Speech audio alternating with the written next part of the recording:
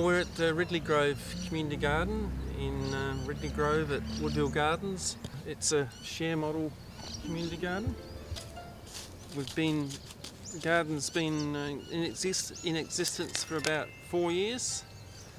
It's actually on a church site, so this particular side of the church was a car park, pretty well compacted dolomite, bit of a hub in Port Adelaide Enfield community area. It's more than just the gardeners that come here. A lot of the neighbours come and visit us and kind of got to know us and feel part of the garden.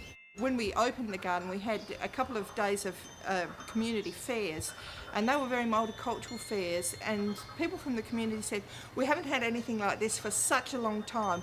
We really need these kinds of community events. Can you have them more often?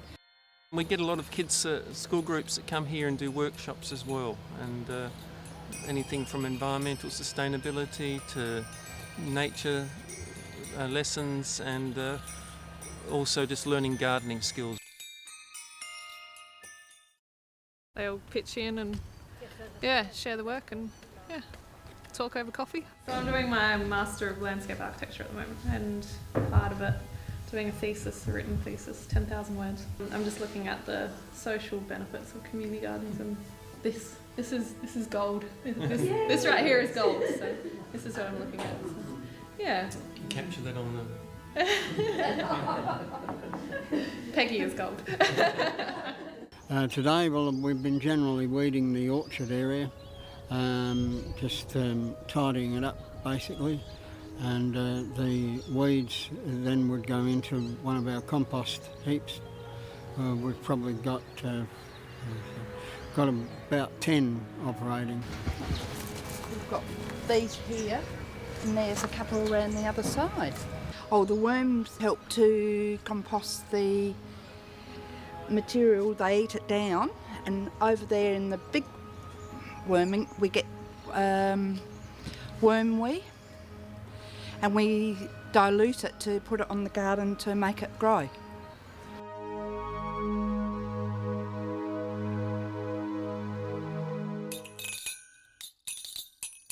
I'm from Cambodia.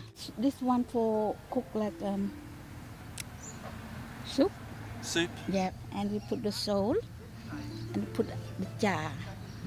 Yeah, until like 1 day, 3 days, 2 days, 3 days, something like that.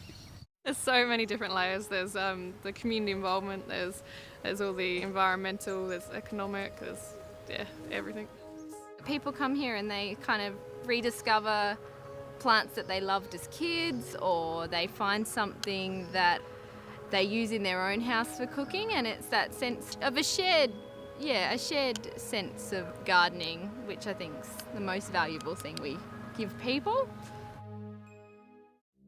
This is not so much the vegetable producing side of the garden, but it is actually important. When we initially started the garden, the people involved thought it'd be a good idea to grow a lot of indigenous plants and beautify the front of the church site. And as a result of that, we were involved with the local schools and the community gardeners, and we've planted something like I think about 750 indigenous plants along the front. We've got a trail going through it, which we call the Butterfly Trail. School groups come down and involved in doing nature lessons along that. Keeps me outdoors. Yeah, I like to be outdoors. Crunched in front of the TV is not a good place. It's very social. People have conversations whilst they're gardening that maybe they wouldn't necessarily have just having, sitting together having a cup of coffee. I think there's a very social aspect to doing something physical together. It's one of the benefits of community gardens is that they're actually sort of almost a role model or demonstration sites where people can come and learn those skills of gardening.